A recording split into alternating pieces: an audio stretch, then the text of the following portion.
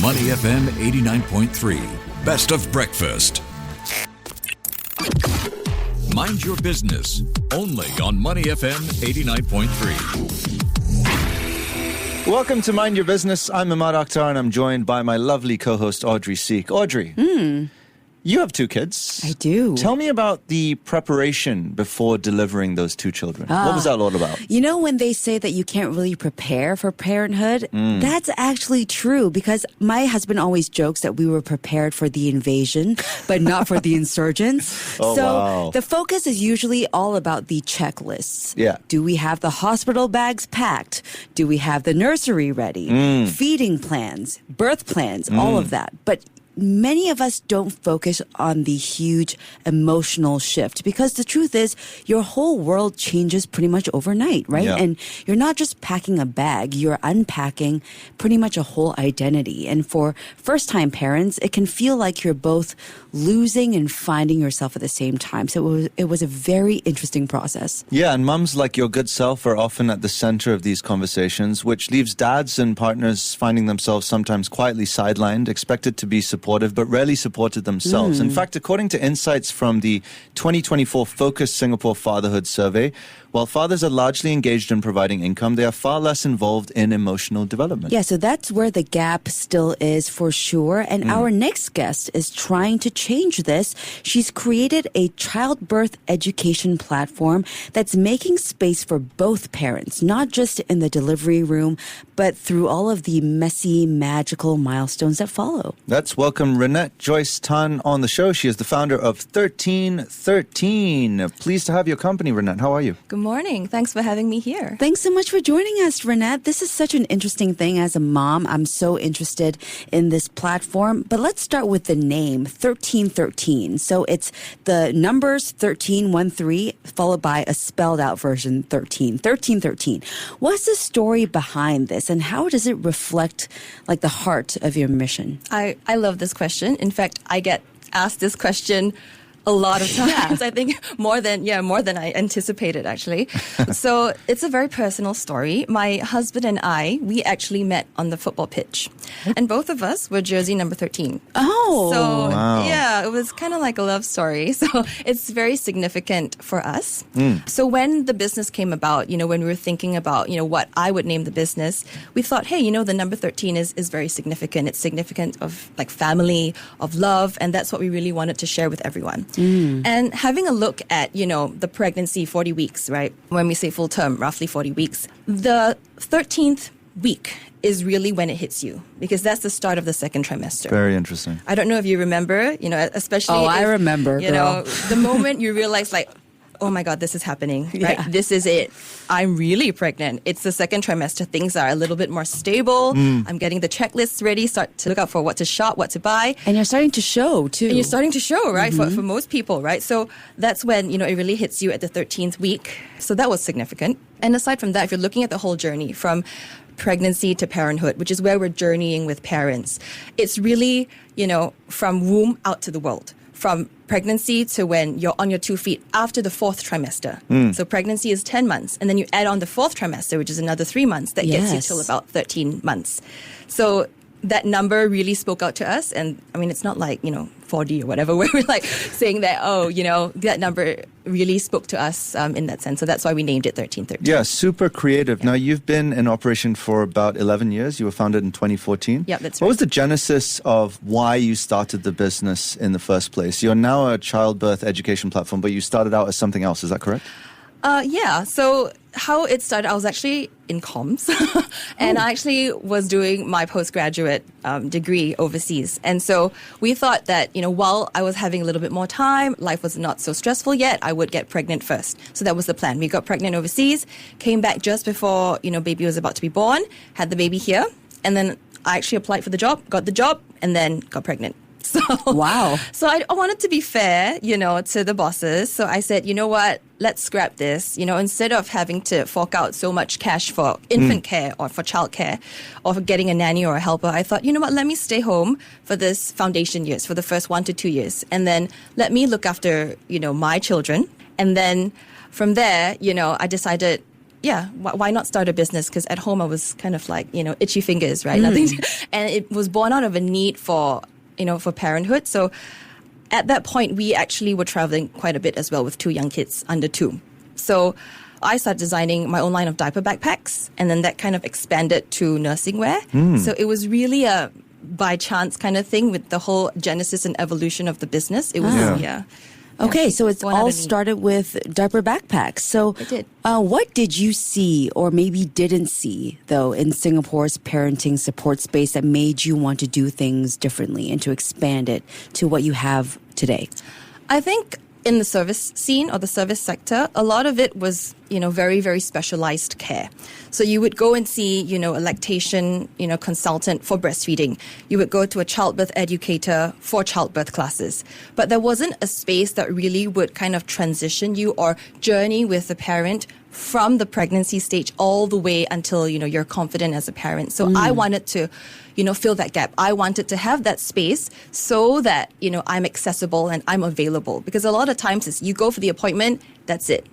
And you don't have direct access to the person. But what I wanted to be was accessible. And that's why, I created this business. I created an app that's out in the market actually just recently to have that available to parents to access. Yeah, I want to hone in on how you're challenging stereotypical narratives, specifically why it's important that 1313 creates an intentional space for fathers. I love that question. So research shows actually that skin-to-skin contact, with dads with their newborns will actually help preventing postpartum depression. So, a lot of parents or a lot of couples don't realize that it's not just a shift or a change for the mom. It's also a shift or a change for the dad. It's completely new. And more often than not, people don't realize that postpartum depression can actually hit dads as well as moms. So, yeah. Oh, I had no idea.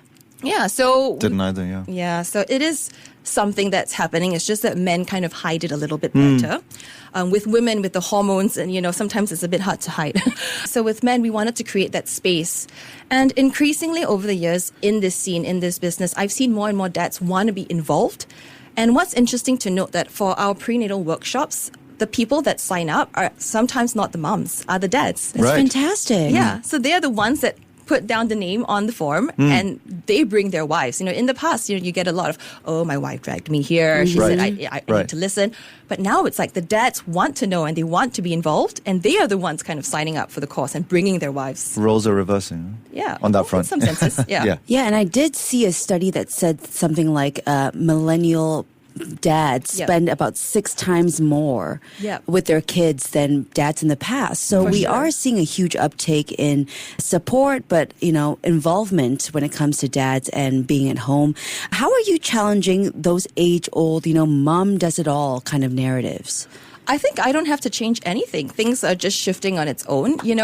I think with COVID, that actually helped. With everyone being home, work changes as well, right? So you're less time in the office, more time at home.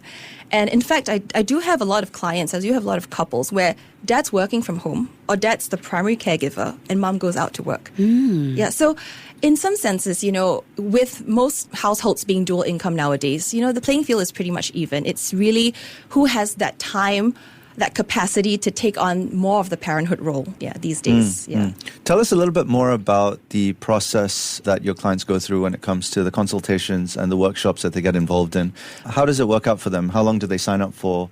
What are some of the issues that they present to you? Right. So we have multiple touch points with parents. The first, of course, being the prenatal. So they either sign up for a prenatal class, private or group class with me.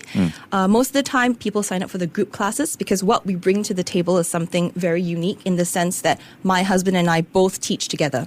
So we bring really real experiences. And because we're so direct, because we're so no filter, we really tell them what it's like as a couple with a shift. So the dad's perspective is often missing in childbirth classes. And that's what he brings to the table.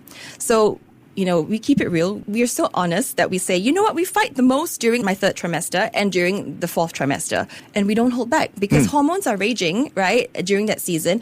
And it's a new experience for the dad as well. So we tell them these things. We share real experiences from our clients and our own experiences. And I think being relatable and having that perspective really helps parents see that, hey, it's not that bad, right? Everyone goes through it.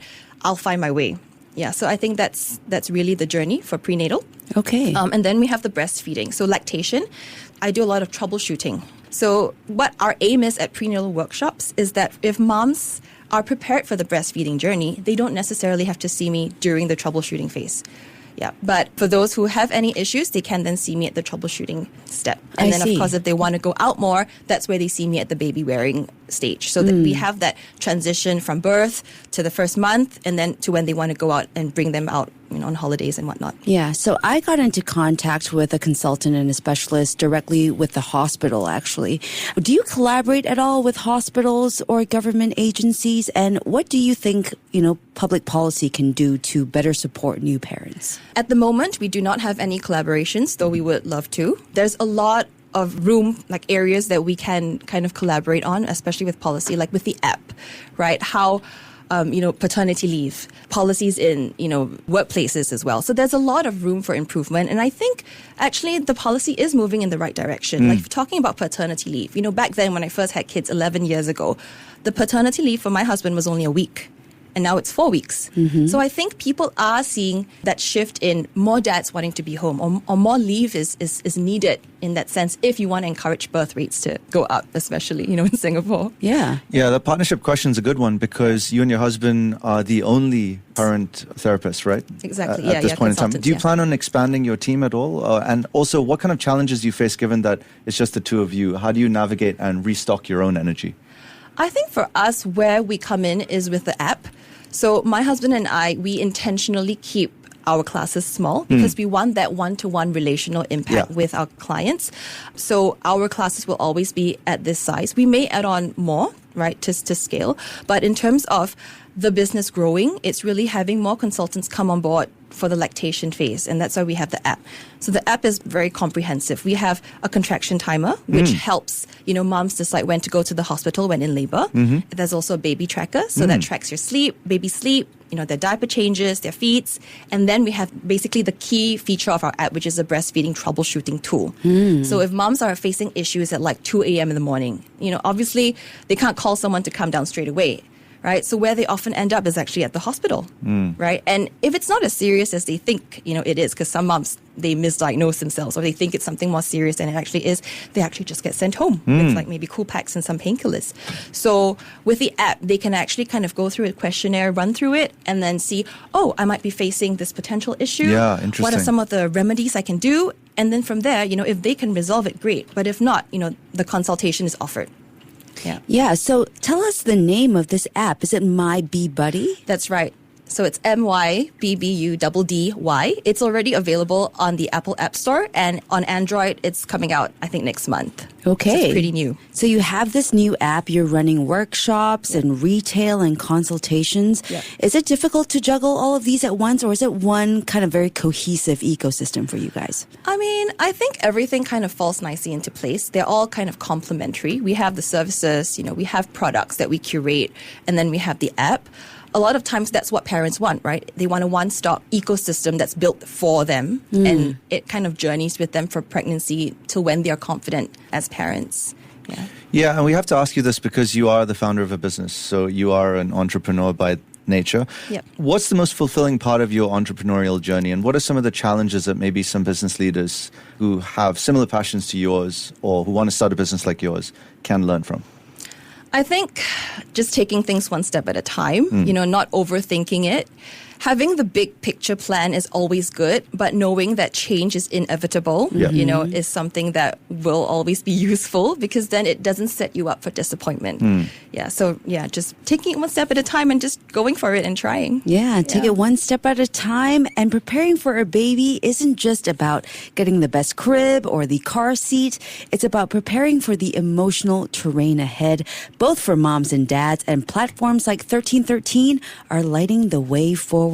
Rynette, it was great having you here today. Thank you so much for joining us. Thanks for having me. Yeah, thanks for coming on. Rynette Joyce Tan is the founder of 1313, and you're listening to Money FM 89.3. To listen to more great interviews, download our podcasts at audio.sg or download the audio app. That's AWEDIO, audio at the App Store and Google Play.